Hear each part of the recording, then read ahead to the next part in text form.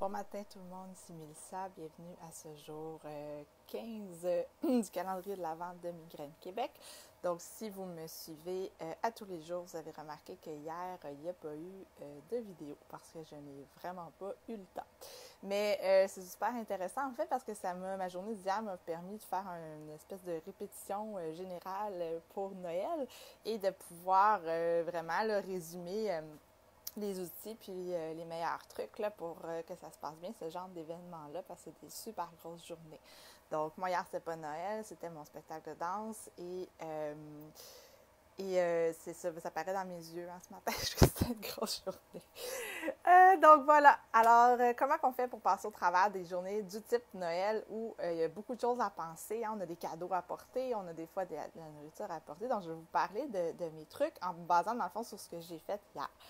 Donc, le meilleur truc que j'ai pour moi, c'est de faire des listes. Donc, j'ai fait une liste papier. Je l'ai faite la veille parce que j'avais énormément d'éléments de costume à apporter. Donc, à tête reposée, je suis allée comme danse par danse, tous les costumes, tous les éléments de costume. Donc là, ça m'a déjà enlevé un stress mental de je vais-tu oublier quelque chose demain. Donc, d'avoir une liste qui nous permet de savoir qu'est-ce qu'on a besoin d'apporter, qu'est-ce qu'on a besoin de faire avant un événement, c'est super utile. Vous pouvez la faire papier, vous pouvez la faire électronique. Il y a des applications qui permettent même de partager avec quelqu'un d'autre la liste. Donc, je fais ça souvent avec mon conjoint aussi.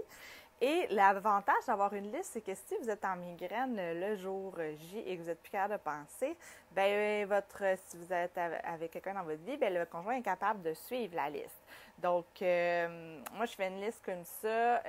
J'essaie de voir tout ce que je peux déléguer. Hier, il n'y avait pas grand-chose que je pouvais déléguer, sauf, mais je demandais à mon chum de me faire mon lunch, dans le fond. Fait que ça, j'étais capable de le déléguer. Ensuite de ça, comment j'ai fonctionné, c'est de commencer de vraiment de prioriser donc les activités à faire et commencer par la plus importante et la plus exigeante. Comme ça, si jamais vous manquez d'énergie, ben vous allez pouvoir laisser tomber les choses les moins importantes, mais les choses les plus importantes vont être faites. Donc, moi, hier, le truc le plus important que j'avais à faire, c'est d'ajuster un costume. Donc, j'ai commencé par ça, surtout que j'ai haï la couture. Donc, j'ai commencé par ajuster mon costume et ça a été super demandant pour moi. Mon fils me parlait beaucoup. Et je disais à mon chum, je pense que je vais avoir, je sens que je vais avoir une migraine. Il dit non, mais t'es en migraine. C'est bon, hein, il est capable de me le dire avant moi. Lui, il avait remarqué que ça faisait 4 fois que je revirais mon fils de bord, puis que d'habitude, c'est pas comme ça que j'agis. J'essaie vraiment de protéger ma bulle. En fait, je disais à mon garçon, je dis arrête de me parler, maman a besoin de se concentrer.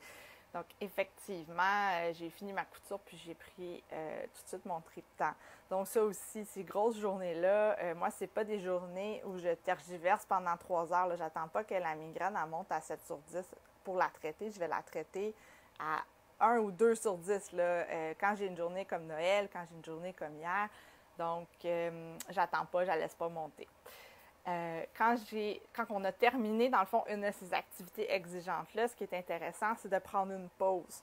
Parce que là, ça demandait un effort cognitif, ça demandait un effort physique. Donc, c'est important de pouvoir se reposer si on va être capable de passer au travers du reste de la journée. Donc, moi, j'ai fait une séance de Qigong hier.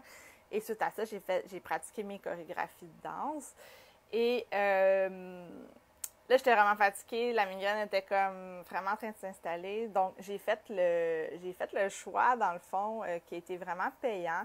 J'ai dit, je vais aller me coucher. Fait que je suis allée me coucher pendant 1 heure. J'ai fait une auto-hypnose sur laquelle je me suis endormie avec mon sac de glace. Et ben ça m'a permis, dans le fond, de regagner de l'énergie dans ma journée. Je sais que des fois, on a l'impression qu'on n'a pas le temps.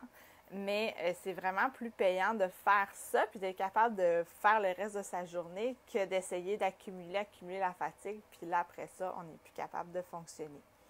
Ensuite de ça, on reprend, dans le fond, la même chose en repriorisant. Qu'est-ce qui reste à faire? Donc, moi, qu'est-ce qui me restait à faire? Il fallait que je priorise, dans le fond. Si mon réflexe était de me maquiller en premier, puis je suis comme, ben non, au pire, je peux me maquiller là-bas, mais préparer mes costumes, ça, j'ai vraiment pas le choix. Donc, j'ai commencé par préparer mes costumes. Puis ce que ça fait aussi, c'est que quand on priorise comme ça, c'est que le temps qui reste avant que ça soit, qu'il faut qu'on parte, il diminue. Fait que c'est plus facile de sauté des étapes. Tu sais, le maquillage, il s'est fait plus vite parce que j'avais moins de temps. Donc, ça aussi, c'est intéressant. Fait que ça fait qu'il reste moins de temps pour les choses moins prioritaires. Puis c'est bien correct que ça soit comme ça. Donc c'est ça. Fait que c'est la même façon, moi, que je vais procéder à Noël. Donc, avec une liste, avec du repos avant. Et puis, le lendemain, idéalement, ça, c'est dur à faire pour Noël. Moi, dans ma famille, ça fait quelques années que j'ai demandé qu'on espace. On fêtait le 24 dans ma famille, le 25 dans la famille de mon conjoint. Et c'était vraiment beaucoup pour moi. Donc, maintenant, ce qu'on fait, c'est qu'on fête dans ma famille avant. Donc, on fête samedi prochain dans ma famille, puis on a juste le 25 dans la famille de mon chum. C'est peut-être tard cette année. C'est peut-être possible encore pour vous. À vous de voir si c'est des petites réunions familiales, ça se bouge peut-être, parce que c'est beaucoup plus facile quand le lendemain, on est capable de récupérer. Aujourd'hui, pour moi, ça ne sera pas possible de récupérer comme je ferais normalement parce que c'est les 90 ans de ma grand-maman.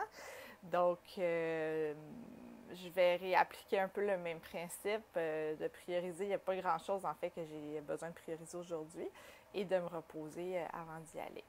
Alors, voilà, donc c'était mes petits trucs du jour. Donc, de faire des listes, de pouvoir les partager, de déléguer, d'éliminer ce qui est superflu. Moi, je voulais en faire une vidéo hier, mais j'ai vraiment pas eu le temps. Donc, j'ai dit, bon, ben, écoute, il n'y en aura pas. Il y aura une journée qui va avoir un trou. C'est tout. Donc, c'est ce que je vous encourage à faire pour pouvoir passer, dans le fond, on va avoir le meilleur moment possible quand vous allez être rendu au moment que vous voulez célébrer, dans le fond, pour arriver en forme, mettons, au souper de Noël. Donc, voilà, c'était mon espèce de petite répétition générale pour la semaine prochaine. Bonne journée.